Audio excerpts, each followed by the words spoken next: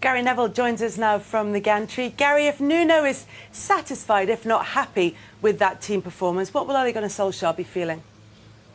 I think pleased with certain elements of the team's performance, the concentration levels to stop the counter-attack as many times as they could. Wolves still had some moments. I thought Harry Maguire, Lindelof did okay at that. I thought Fred was disciplined. Shaw, you could see that he was alarmed to Traore and the threat of him.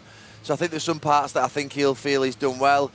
But I think it comes down to maybe risk, and I think with risk would have potentially brought more problems and potentially a Wolves goal. But I think ultimately down to quality. You look at that front three in the first half, Martial, James and Mata. You look at it in the second half, it was Martial, James and Pereira.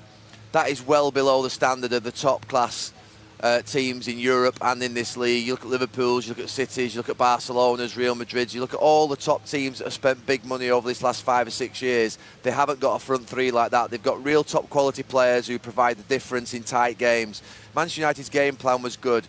The issue is the quality at the top end of the pitch is just not where it should be. And obviously injury plays a part in that, Gary, but otherwise, why are Manchester United, who have spent money on players, lacking quality? The recruitment of the players hasn't been good enough. And you can go back to Falcao, you can go back to Di Maria, other players that they've signed. You know, Depay was young at the time and naive, but players that they've signed in forward areas of the pitch over the last 5, 6, 7 years have not lit up this league. And you look at what Liverpool have done, you look at what City have done, you know, Tottenham in bringing through players, Son and Moura and Kane is a far better front three than what Manchester United have, even though Manchester United have spent money. So, you know, your recruitment's wrong and ultimately you end up paying for it. And I think today the game plan was fine from Manchester United. If you were sat up there today with Suarez, Messi and Neymar up front, you'd probably play the same way against Wolves. You'd just control the game, you'd wait for that moment and one of your front three would go and deliver for you. Manchester United don't have that front three at this moment in time that can work in tight areas and then can provide that moment of magic. And they struggle against teams who sit deep, who are structured, who are organised. They've signed Ighalo. Maybe that would give them a bit more presence if they were putting crosses into the box. But you've seen at the end of the game today, Kelly, the big thing is Manchester United are chasing a goal at 0-0 and they've had to bring on Jesse Lingard and Diego Dalot. That tells you exactly where Manchester United are at. I know they've got a couple of injuries. Pogba and Rashford obviously would add to the team today and the quality. But you're always going to get a couple of injuries. Other teams have injuries as well. You say, Gary, the recruitment's been bad. So who do you put that down to? Is it the managers that have spent poorly, or is it Ed Woodward, the owners? What do you put it down to? Because that team today cost £458 million. I mean, they've certainly thrown money at the problem. No, they've spent a fortune, and like I said before the game, it's the second highest wage bill in Europe Manchester United have got. So it's not just about money and throwing money at it, but you've got to throw it at it wisely and get the right players in. And, you know, ultimately, that's the big problem with Manchester United. I'm not quite sure actually who is in charge of recruitment over the last 7 or 8 years. I think managers have had an influence, there's no doubt about that. But who is behind the scenes, spotting the players, making sure that Manchester United are ahead of the game, getting the likes of, you know, Sterling, Bernardo Silva, Mahrez, some of the players we know, some, you know, a little less so. You look at obviously Liverpool with Mane and Salah, who are known players. Firmino, less so obviously from Germany, but you know, these players have been available. Manchester United must have looked at them over the last 7 or 8 years, and other teams have taken those players and Manchester United haven't. And I think there's other occasions where when Di Maria signs, for instance, I just thought that was a wonderful signing for United. I thought, here we go, this is going to work. He looks ideal for this big pitch out here. He's a wide player, he can counter-attack, he's got quality. And yet that didn't work. So it's not always been about maybe poor recruitment. Sometimes it's not getting the best out of the players. But generally, if you look at that game today, just not enough quality in the final third of the pitch. I think what you're saying to a certain extent, Gary, is it's like they've tried to, how do you say, almost try and sign Harlem Globetrotters. Rather than being clever in the market, signing young players that you can turn into superstars. And whatever, Liverpool are a good example, because it's taken them 30 years to get to the point they are now. Load of managers, homegrown managers, people that have been idolised at the football club. And now, you know, it feels like Manchester United are going through exactly the same problems that Liverpool did.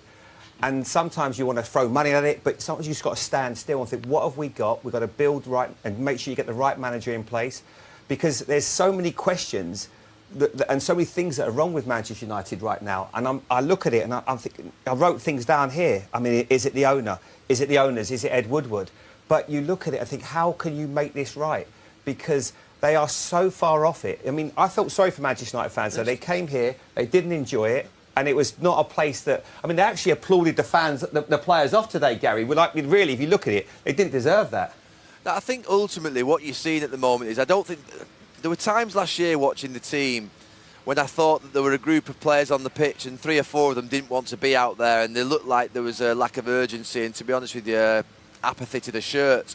I don't see that out here with this group of players. I see sometimes a lack of quality, but I see an honesty to them, and I think that's important. So I think you are building from maybe a low base when you say things like that, because the most that the players can give is their all. But I think you're right. Over the last 7 or 8 years, there has been a change in strategy 3 or 4 times. I think Louis van Gaal signed a certain type of player. I think I was talking to Rob Hawthorne out here on the gantry before the game, and we talked about, Louis van Gaal's signings. I think there's only 2 of them left. How many of them were a success for the club in the end? Because the club changed strategy and went with Jose Mourinho as a completely opposite end of the scale philosophy in football and values compared to Louis van Gaal. And he went for a more physical type player like Bailly, Pogba, Matic, Lukaku. Most of those haven't worked. So you look at that and then you think, well, OK, two great managers in world football have failed with their recruitment strategies and their style of play. So then Manchester United have gone to a different style of recruitment and style of play under Ole Gunnar Solskjaer. Feels like it fits a little bit more with what the club have done historically. And I think the main thing is now, as you say, standing still, or not standing still, but being persistent with the path that you've chosen and saying, right, we're on the right path there, this is what we're going to do, and we're going to go with it.